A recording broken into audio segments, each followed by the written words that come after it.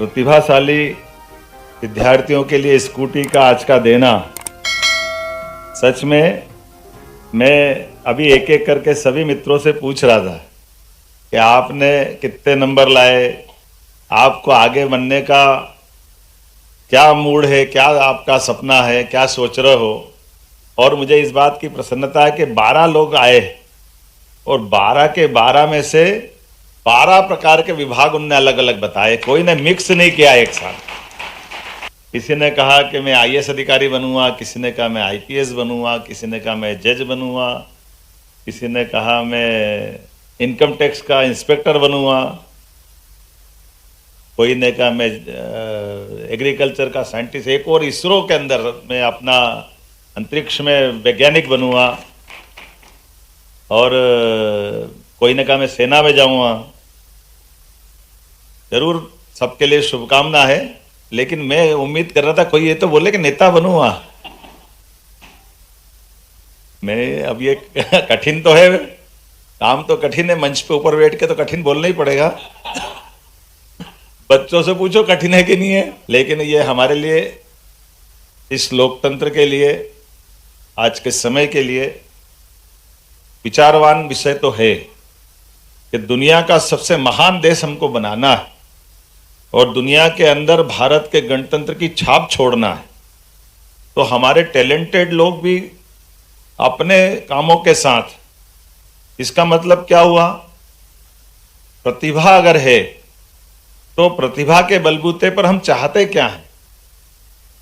चाहने के लिए अगर हमारा दायरा देखें तो एक तो यह हो जाएगा कि मैं अपने जीवन में मेरी सुख सुविधाओं के लिए जो बेहतर से बेहतर हो जाए, मैं मेरे तक रहूंगा तो मेरी प्रतिभा के साथ न्याय करूंगा कि अन्याय करूंगा। ऐसे उदाहरण हमको देखना पड़ेंगे। बड़ा टैलेंटेड व्यक्ति है, लेकिन टैलेंटेड होने के बाद भी अपने यहाँ मेरिट की बात आ रही, मान लो तो अभी तो ये मेरिट पे ही अपन बात कर रहे हैं, तो मेरिट में तो आप खतरे में जाओगे अगर मेरिट के अंदर जाओगे तो। मेरिट के उदाहरण बड़े डरावने भी हैं लेकिन अच्छे भी हैं। मेरिट में एक हमको दिखता है भगवान राम से जिसका झगड़ा हुआ, वो मेरिट में तो बहुत मजबूत था। क्या कमी थी उसमें? मानव सुख में ऐसा माना जाता है कि 10 सुख जीवन में जिसको मिल जाए उसका जीवन सफल। और 10 सुख में क्या क्या आते हैं? तो 10 सुख में पहला सुख निरोगी काया, मृत्यु तक शरीर वैसा का वैसा रहे। एक एक करके उनके जीवन के सारे सुख गिन लो तो धन, संपत्ति, पुत्र और सुयोग्य पत्नी, सारी चीजें हैं, लेकिन नैतिकता में कहां था वो?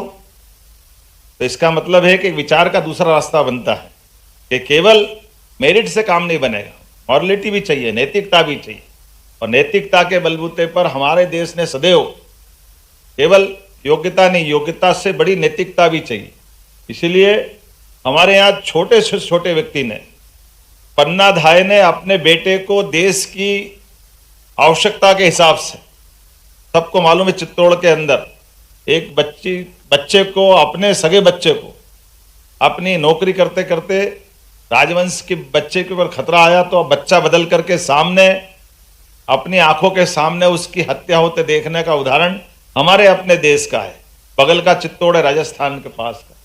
और ये एक नहीं, ऐसे कई उदाहरण भरे पड़े जहां हमने अपने देश काल परिस्थिति के हिसाब से, यहाँ के संस्कारों के बलबूते पर हमारे सामने कहने के लिए भगवान श्री कृष्ण का उदाहरण, अगर भगवान शब्द हटाएं, क्योंकि भगवान शब्द कहते हमको लगता है भगवान ही कर सकते, लेकिन मानव जीवन के नाते से देखें तो कंस के अत्याचार के बाद, कंस को मारने के बाद दुनिया का पहला उदाहरण बना है कि जब उन्होंने अपने लिए सत्ता हासिल नहीं की, कुर्सी हासिल नहीं की, लेकिन सत्ता पे उग्रसेन महाराज को बिठा करके गणतंत्र की स्थापना की। 2000 साल पहले विक्रमादित्य के जीते जी, सच्चे अर्थों में तो विक्रमादित्य का नाम विक्रमादित्य भी नहीं है, उनका नाम है सहसांक। और सहसांक नाम होते, उनका अपना नाम होते होते जो असंभव को संभव कर दे, उनके बारे में ऐसा कहा जाता कि असंभव को संभव करने में, अब आप बताओ उसमें टैलेंट लगेगा कि नहीं लगेगा? टैलेंट वाले तो करते हैं असंभव को। 97%, 99%, क्या क्या उदाहरण है। ये आपके जो उदाहरण है तो जिसने विक्रम मतलब सुक्रम तो कोई भी, सुक्रम 1 2 3 4 गिनती तो कोई भी कर सकता है, लेकिन विरुद्धार्थी क्रम को सुक्रम में बदल दे, असंभव को संभव कर दे, उसका नाम विक्रम। और आदित्य वैसा आदित्य के समान है, इसलिए उनको उपाधि मिली विक्रमादित्य। तो उनका मूल नाम भूल के लोग जीवन भर उनको विक्रमादित्य कहते रहे। यशस्वी प्रधानमंत्री नरेंद्र मोदी जी के लिए जोरदार अभिनंदन करो, हमारे लिए तो आंखों के सामने दिखो। इनसे बड़ा आदर्श उदाहरण कहां रहेगा? क्योंकि मैं ये बात कारण से कह रहा हूं, यहां बच्चों को स्कूटी दे रहे हैं, तो मेरे ख्याल से मंच में से भी कई लोग होंगे, मैं भी आप में से हूं, जो सरकारी स्कूल से पढ़ के निकले।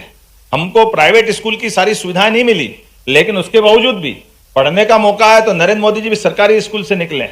आदमी के लिए बिना पैसे का बैंक में खाता खोल दो तो उसका पैसा उस तक पहुंच जाएगा। ये चाय वाले ने कर दिया नरेंद्र मोदी जी ने, जिनने कोई फाइनेंस की डिग्री नहीं ली। एक और उदाहरण देता हूं, भिंड का। हमारे एक अधिकारी ने सुनाया बड़ा अच्छा किस्सा, संघ के अधिकारी ने।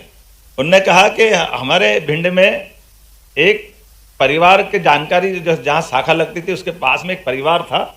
तो परिवार में एक दूसरे के साथ में ये ध्यान में आता था कि 2 पड़ोसी की बिल्कुल नहीं बनती थी, बहुत आपस में दुश्मनी जैसा हिसाब था। अब दुश्मनी तो है, लेकिन एक दिन उस पड़ोसी के बच्चे की बारात जा रही, तो जिनकी बारात जा रही उसमें वो पड़ोसी जिससे झगड़ा वो भी अटैची लेके जाने के लिए तैयार है। तो एक अधिकारी दूसरे जो रात दिन मोहल्ले में जानते थे, उन्होंने कहा ये क्या नाटक है, तुम्हारी तो इनसे बनती नहीं है, तुम इनसे इनकी बारात में कहाँ जा रहे हो? तो उन्होंने कहा इधर आओ, आप कहाँ तक पढ़े हो? उसने कहा मैंने MA करा है। बोले तुम पढ़े तो तुम गुणे नहीं हो, तुम अक्ल नहीं है साहब। बोले क्यों? बोले भाई ये हमारी लड़ाई चलती रहेगी। अरे हम तीसरे गांव जा रहे हैं तो इसकी इज्जत बढ़ाने के लिए मेरे को जाना पड़ेगा कि नहीं जाना पड़ेगा? ये संस्कार भारत के हैं, ये किताबों से नहीं आ सकते। हमारे अपने घर के अंदर कुछ भी रगड़े चलते रहे, लेकिन बाहर हमारा सबका मान सम्मान बढ़े, ये हमारी संस्कृति है। और ये छोटे छोटे गांव में सब दूर है। कोई अनजान आदमी मिलेगा, पढ़ा लिखा जाएगा तो उसको नमस्कार करने में शर्म आएगी, लेकिन बगैर पढ़ा लिखा आदमी गांव का कोई भी आएगा तो राम राम तो करेगा। ये हमारे संस्कार है। अभी ज्यादा पुरानी बात नहीं, 100 साल पुरानी बात करें, 1923 में आपके जैसे टैलेंटेड एक विद्यार्थी बढ़ते बंगाल से, जिसने अंग्रेजों की उस समय की सत्ता तो बहुत जबरदस्त रूप से थी, वर्तमान के पूरे एशिया के हिस्से से होते हुए दुनिया में उनका सूर्यास्त नहीं हो रहा था। लेकिन नेताजी सुभाष चंद्र बोस ने कहा कि हाँ हम में टैलेंट है, क्योंकि ये हमको गाली बकते थे कि हिंदुस्तान वालों में दिमाग नहीं है, हिंदुस्तान वालों में समझ नहीं है, केवल अंग्रेज ही शासन कर सकते हैं, अंग्रेज की सत्ता से ही भारत का भला होगा। ऐसे में ICS की एग्जाम होती थी उस समय, तो ICS की एग्जाम में नेताजी सुभाष चंद्र बोस स्वयं शामिल हुए। शामिल होने के बाद उसमें प्रावीण्य सूची में आए, और प्रावीण्य सूची में आने के बाद उन्होंने नौकरी नहीं की, अपने प्रमाण पत्र को फाड़ के फेंक दिया। यह अंग्रेजों के मुंह पे जूता मारा उन्होंने कि यह हमारा टैलेंट है, लेकिन हम अपनी प्रतिभा के बलबूते पर भारतीयों का मान सम्मान बढ़ा के दिखाया। और बात का काल सबके सामने, अपने जीवन में नेताजी सुभाष चंद्र बोस ने आजादी के खास करके सेकंड वर्ल्ड वॉर के समय एक ऐसी सेना, उसके पहले वो कभी सेना में नहीं गए, लेकिन सेना के सेनानायक बन करके बर्मा तक युद्ध करते हुए आए। ये हमारे लिए भारतीय लोगों के लिए गौरव की बात है। और ऐसी एक नहीं कई सारी बात अपने यहाँ उदाहरण भरे पड़े।